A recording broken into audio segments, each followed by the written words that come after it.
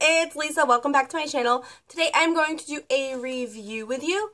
And the other thing I want to tell you is that one of the regular things that I'm going to start doing on my channel is every Tuesday I am definitely going to upload a video for you guys. It's going to be a mix of whatever I feel like talking about that day. I figure at least once a week, I really want to, like, regularly get videos up. I probably will put up other stuff, too, like, in between. But, usually when I get home from work, I usually have, depending on when I get out of work, I usually have about an hour and a half before I have to get the kids off the bus. And I usually, in the wintertime especially, I have to have my coffee. So today I just got Cumberland's because I go get gas. So on Tuesdays I am going to do a I don't know, maybe we'll call it like Coffee with Lisa. So, and it'll just be whatever I feel like, you know, discussing that day. Beauty related, of course. Okay, so today I have a review for you guys, and this is the new Loreal Infallible and Loreal Infallible Pro-Matte. I got the foundation, the powder, and the setting spray. And I wanted to do this maybe like a week or so ago, but I was really sick. I've been sick for 2 weeks, and I'm finally starting to feel better. The other thing, too, is I've been writing down all my thoughts on it every time I wear it. I don't know, but it kind of irks me just a little bit when a product first comes out and, like, everyone has a video up. For me personally, when I buy new products, I like to test them out for you guys first for a couple weeks or more before I can give you a full honest opinion. You know, just different products, they react different to your skin. I just feel like you can't throw something on the first day and just, you know, call it a wrap. I did try this out in, like, different ways. I had watched a video before I did this, and actually before I had bought the stuff, and the girl had said she went to something where it was, like, all about the product and this and that, and she was advised not to use the powder and the foundation together, and she had, like, a whole explanation for it, blah, blah, blah, this and that, and I say don't do that. I tried it. Not a good idea. Use them both together. So I'm going to read some of my thoughts on here on how I've been using the product and how I'm feeling about it. The foundation is a little too dark for me. I don't know if you could tell, but I think once I put the powder on, it looks fine. But when I put just the foundation on, it's a bit dark. I got it in the color 103 Natural Buff, and I'm usually, like, in all the drugstore foundations when I grab them. Like this one is Buff Beige.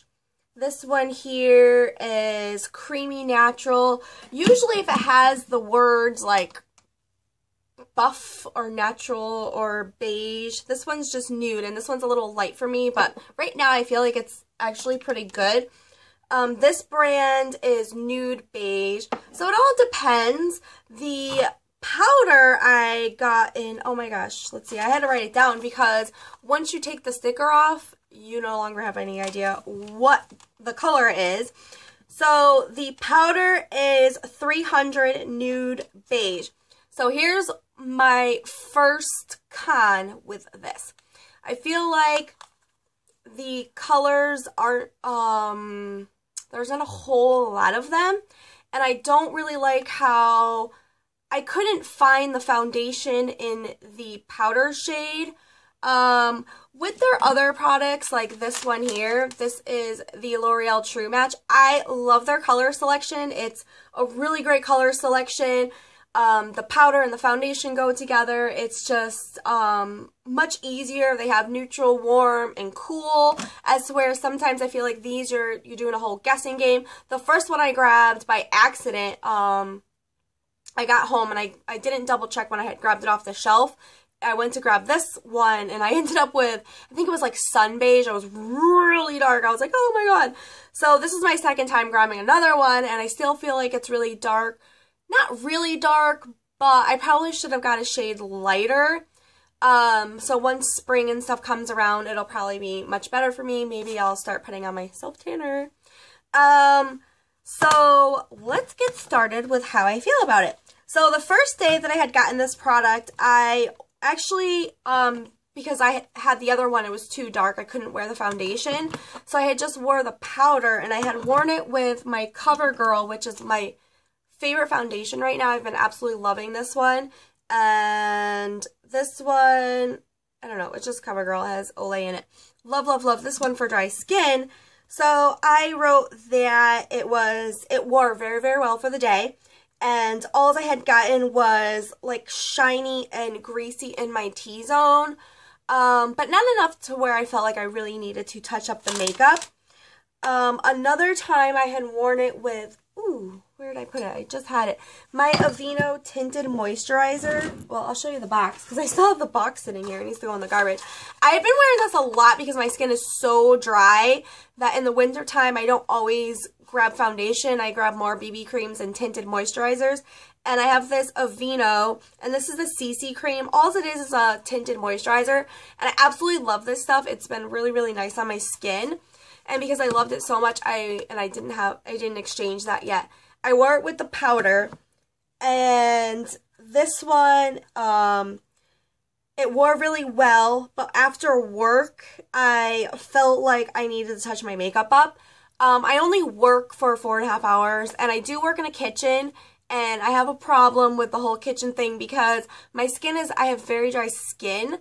But in the kitchen, because of like the dishwasher and stuff, and when I'm serving food, I'm working over hot, steamy things, so you get a lot of steam in your face, and some things can leave me like really greasy looking, even though I have dry skin. So that's why I like to try some foundations that are kind of more for dry skin to sometimes more for oily skin. I like to try them all.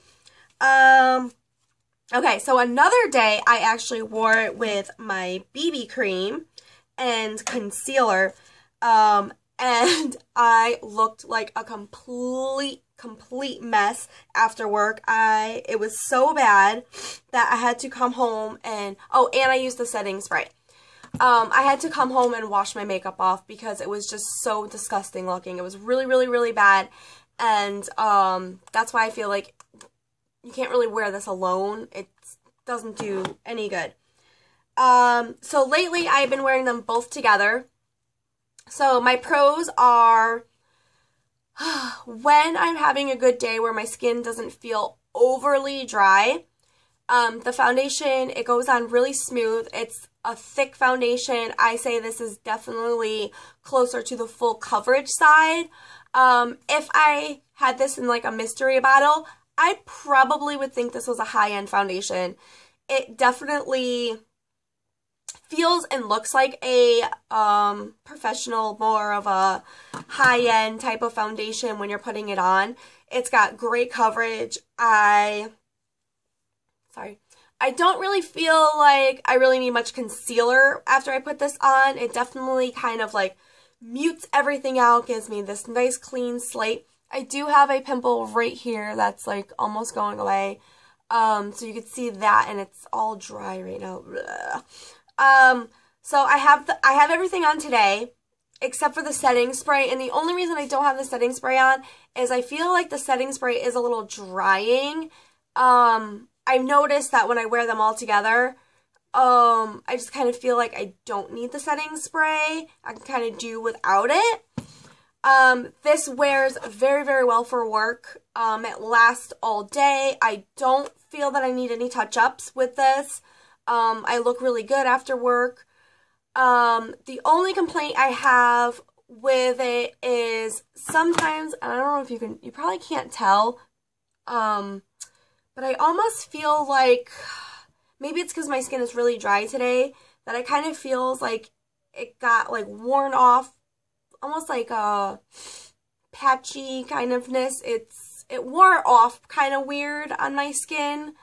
But like I said, when my skin was feeling a little better where it wasn't so dry as it is today, I definitely didn't have that problem. So if you have really dry skin, I would say this isn't the best product for dry skin. So when I'm having really, really dry days like I am today, I'm probably going to end up using my CoverGirl instead. So I put that it's very smooth feeling. It's very long wearing. Like I said, the color range is a little odd to me. And what else? And I just put, like, when I wore them together, it wore very, very well. So I guess you could say that my pros are, it's a very, very great foundation. It's very thick. It covers everything. You almost don't need concealer. I like to put a lighter concealer under my eyes just to brighten it up. I've had a sinus infection for a while, and I feel like everything is just like, ugh. So I feel like I need that brightness of that lighter concealer going on. The powder is really, really nice. It's not too drying. It feels really nice, and it just, I love it. And I am an NW20 in MAC foundation. In the powder, I wear an N5 in the powder. So if you want to compare, you know, if you don't know what colors to get, if you're an NW20 or an N5, I would say these are definitely very, very close matches. Like I said, this one is the Natural Buff, and this one is perfect. I think this one is very perfect for my skin. The foundation in the Natural Buff, did I say that right? I'm sorry. This is Nude Beige, and this is Buff Beige. I cannot find the foundation, though, in the Nude Beige. So that's my biggest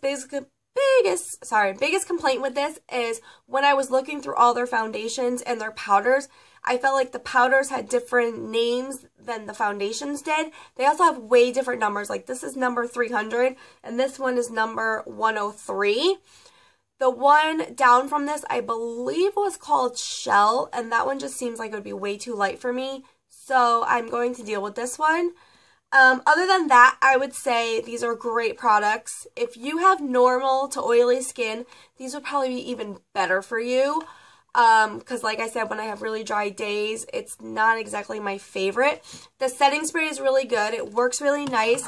I just feel like when I am on the drier side, it does seem to dry my skin out a little bit more. So I don't always use the setting spray. It's a really nice big bottle.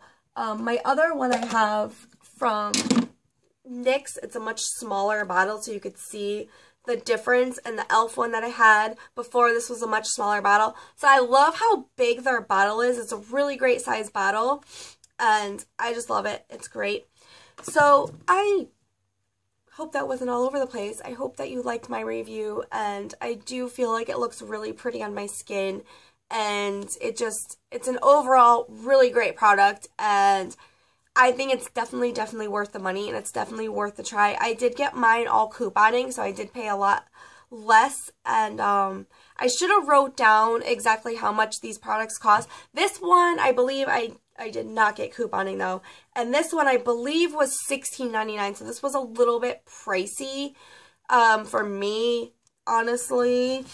And these were, jeez, I don't remember. I almost feel like this was like around $11.99, maybe $12.99. They're somewhere around that area. I definitely think they're definitely worth the price, though. They're really great products. So if you guys gave these a try, please leave a comment below. Let me know if you liked it or if you didn't like it, your thoughts on it. And if you haven't tried these yet, I definitely do recommend them. They are definitely worth the try. So thank you guys so much for watching. I hope everyone has a wonderful day. Bye, guys.